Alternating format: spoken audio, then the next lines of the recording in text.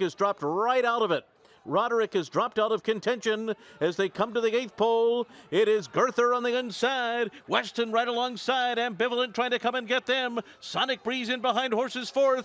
Girther and Weston. Girther holding on to the lead. Weston on the outside. Girther, Weston, and the best pal. Weston wins it. Welcome back to another edition of the Racing Rundown here on YouTube. I'm Eric DeCoster. In this edition, we will be previewing the Grade 1 American Pharoah, a Breeders' Cup Juvenile winning you're in. Very exciting race. We have 8 horses here.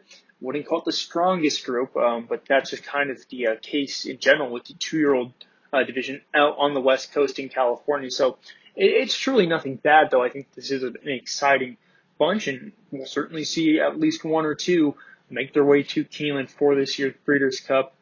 This goes a mile and a 16, $300,000 purse at Santa Anita this Saturday, race 8. I'll waste no more time and begin with the 1 Touchdown Brown. This is a Calbred who's only ran in Calbred Company. He broke his maiden extremely impressively in this June at Santa Anita. It was a very nice win, won by 5. The runner-up in that race, Big Fish, has since gone on to become a graded stakes winner, not a graded stakes winner, a stakes winner at Del Mar when he took out the Del Mar Juvenile Turf. He'll be running in the Zuma Beach in a week or so's time to prep for the Breeders' Cup. So really strong form there. Next race, he had some trouble in the graduation at Del Mar. That's one I kind of looked past. Last time out, I'm smoking. Rallied very well to only lose by a half length at Del Mar. Stretches out to 2 turns here. I think it'll be beneficial for him. He seems like a really nice colt for trainer Rafael Becerra. Juan Hernandez is aboard for the second time. He rode him last time out. I think this is a good horse. She's shown flashes of real, talent. He ran a really good race last time out. I really think a couple more yards and he probably wins. So he's a good horse. I certainly don't think he's one to look past by any means. He put the blinkers on in that last race. He takes them off, and I really do wonder why. But he has worked pretty strongly without them, so I don't think it's that much of an issue. The 2 is Rombauer. He's a horse making his third debut in this spot. Broke his maiden at first asking. Going 2 turns, going a mile on the grass at Del Mar. Last time out was 6th, but only beaten 2 lengths by Big Fish in that Del Mar Juvenile Turf. So, yeah, that was a strong race. I mean, that top 6 or 7 truly only separated by 2 or so lengths. So, watch the race back. You'll see he was really coming well late. He also, he had some trouble early on. He galloped out very strong. Now he gets to the dirt, should like it just fine. He's worked well over it. Extra distance is going to be beneficial to him. And he's going to be coming from a bit off the pace. And I think that's something I really like with him.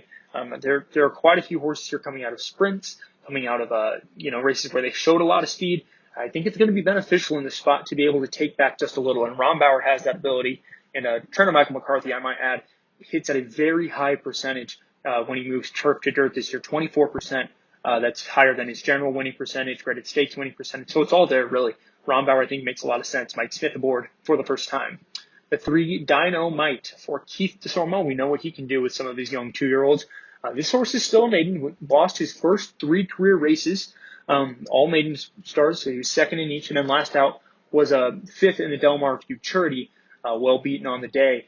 I think he could have made a case up until that last race. It didn't make a lot of sense why he ran so bad. He'd been losing to some solid horses, including Rombauer, in maiden company, and he ran very well. Maybe, in all honesty, and I'm really just realizing this as I look at the past performances, he might have regressed cutting back to 1 turn. It certainly wasn't a dirt thing. He's put in some great performances on the dirt, and his grass race was fine as well. But he really has ran. That cutting back to 1 turn really might have been an issue for him. And so stretching out is one angle I could find for him. But at the end of the day, I think there are just a couple better horses in here, and for that reason, I'm against him. The 4 is Notable Exception. Comes in here for Calumet Farm and Jack Sisterson from Arlington Park, where he broke his maiden at first asking on their Topeka track by 5 1/4 lengths. It was a very visually impressive win. I thought it was very nice. He'll be trying dirt for the first time here. Usually Calumet and Jack Sisterson, really more so Calumet than anything, is really just, they'll throw some horses in races that really don't belong. It's a shot in the dark, and it doesn't always work out. This is not one I really think falls in that category. A notable exception, if you will. The pun 1000% intended there. Pedigree-wise, he's going to love as much distance as he can get, being by Street Sense out of an AP Indy mare. And his last work, I mean, talk about getting ready for a race. 59 and 4 for 5/8 was the quickest breeze at Keeneland on the day. So some tremendous works coming in here. My biggest concern with this horse, in all honesty, is the pace, because I feel like there's going to be a lot of speed trying to go with him. He kind of rated. I mean, he was really battling for the lead, but he wasn't necessarily trying to be on the lead. So I don't think it's out of the question that he'll be able to sit off, but it just does worry me a little, which is kind of the biggest reason I'm against him. But he looks really good in a lot of other aspects. So if someone was to go with him, I certainly would have no qualms.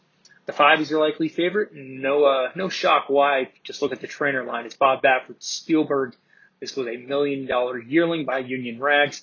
Yet to win a race, though. His first 2 career races, a maiden and the Del Mar Futurity, he was second in both efforts, both times behind Dr. Scheibel. Del Mar Futurity last time out, obviously, he was beaten less than 2 lengths, ran a good race, but was second best on the day. And the horses behind him, not overly talented. We'll talk about Weston in a second. We already talked about Dynamite, but I mean, Dynamite's not really a great horse again in this group, and Weston I have a lot of questions about. So I don't love the horses he's been finishing in front of, even in his first start in that maiden race behind Dr. Scheibel. The horses behind him have not been very strong coming out of it. So I have my questions now. He had posted a really strong work 2 back 2 weekends ago, and then followed it up with a very solid maintenance freeze on the 21st of September to get ready for this. And Louis sized his board, so you can definitely expect him to be forwardly placed and trying to battle for the early lead. Ultimately, I'm not super convinced by him. I'm just going to, preface that. I'm not a big Spielberg fan in this spot. He just has a lot of questions to answer for me, really. I like a couple horses a little bit more. I have some angles I like a little bit better. And one of the biggest things, truly, he's going to go off favored. And in this group, I really think you can find so much value elsewhere, especially if he takes a lot of money. I don't expect him to take a lot of money. Be it a heavy favorite is what I'm saying. But if he is, that's even more incentive for me to look elsewhere. The 6 is Get Her Number for Peter Miller. This is another one making their dirt debut, coming off a 4th place finish, beating just a length in that Del Mar Juvenile Turf. And he ran a great race he really, finished very strongly. Looked like he was going to finish second for the majority of it. But he ran a really strong race. Broke his maiden at first asking, going 5 furlongs at Del Mar in the grass. The runner-up in that race, Commander Ty, is one of the favorites for the Speakeasy, which we run earlier on the card. Obviously some really strong form that he beat, and then coming out of that really good Del Mar Juvenile Turf race where he ran great. One of the reasons I do think he looks good is he does have that 2-turn experience. Now he just has to be able to translate it to the dirt. I don't think he can't do it, but of the 2 horses exiting that Del Mar Juvenile Turf in this race, I am a little honestly bit more on Rombauer. That's not to say I don't think Get Her Number is going to run poorly, because Peter Miller does, he has some really good numbers when he goes turf to dirt. So he's obviously here for the reason. He's just one I think I'm also against. Another one, too, that showed a lot of speed in that last race, and I'm afraid it might compromise him this time around. The 7 is Weston, the winner of the Best Pal this summer. That was a really weak group he beat, and I don't think there's many arguments suggesting otherwise. His first career loss, he'd also broken his maiden at first asking here at Santa Anita. He was third in the Del Mar Futurity, beaten 5 lengths in third, and it was just a dull race. He looked third best on the day. He's actually getting caught more towards the end by the horse that finished 4th ultimately. But he's such a you would have expected him to win that Best Pal, because the race was just incredibly weak. But then he faced tougher horses like Dr. Scheibel and Spielberg, and it didn't go well for him. I don't see it happening here. Don't really love him stretching out. He might be a money eater, though. That's the one thing I do like about him in this race. He is working. He had put in 1 maintenance work to get here. It was very good. But he also was working up well to that Del Mar Futurity. And I truly just don't see how he improves off that effort after he regressed so poorly off that Best Pal. And the 8th, the last horse, is Wasprint. Broke his maiden last time out by just under a length. Beat Ambivalent, who is stakes placed since that race, I should say. And just overall, he was in it was a strong maiden group I think he beat. It was only 5 other horses, but like I said, Ambivalent, the horse who was third in the Del Mar Juvenile Turf, so strong form there. And this is a horse who lost first asking.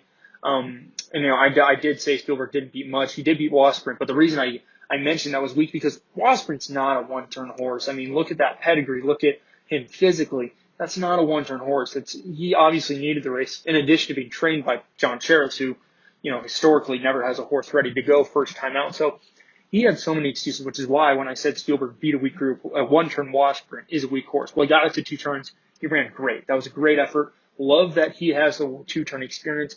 Love that he has the good dirt effort. Love that he's coming from off the pace. Umberto Raspola rides him back, adds blinkers too, so that is another thing that bodes well for him in this spot. The works aren't great, but you don't expect that from a John Sheriff's horse. I think this horse is extremely dangerous in this spot. I've mentioned a couple times, I think there's going to be quite a bit of speed in this race because a lot of them are coming out of sprints or have shown speed in the past. I imagine notable exception, Spielberg, Getter Number, Weston are all going to kind of be up in the front ranks, and I imagine Dynamite will also be there as well. Really, Touchdown Brown, Rombauer, and Washburn are the only horses that I really expect to be, intentionally not near the lead. So coming down to my picks, I'm going with Washburn on top, and I understand the love for Spielberg a little bit. He's ran 2 good races. The only horses he's lost to is the only Grade 1 winner on the West Coast right now. But visually, he has not done the job for me. I think I like a couple more in here, which is why I'm against the favorite here. I'm going to go Washburn, and I don't think that's any surprise based on how I hyped him up. But he ran so good last time out, and I just think the more and more distance, the better for this guy. It was a nice win. Love the addition of blinkers. Think it's going to sharpen him up even more, and I think he's primed to run kind of big in this spot. Underneath, I do kind of like Touchdown Brown. I'm not going to lie. I thought he ran really well last time. Love that he's getting more distance. He's shown talent, especially in his maiden win, and I think for that reason, I do like him underneath. And then I will go, I was really between, in all honesty, the 2 horses coming off of that Del Mar Juvenile Turf Getter Number, Rombauer. I ultimately went Rombauer. I just think he's going to cherish the dirt and the extra distance a little bit more than Get Her Number.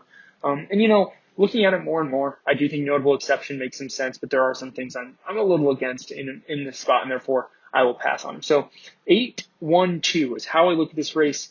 There's a lot of different ways you can go. In all honesty, though, it's going to be a fun race nonetheless, and you're going to see some Breeders' Cup courses come out of it. That's the best part of this weekend, next weekend, and 2 weekends from now. It's going to be a fun week. Stay tuned. We have a lot more coming preview-wise. Obviously, go check out this week's podcast episode where we preview even more of these races, and we'll see you next time here on the Racing Rundown.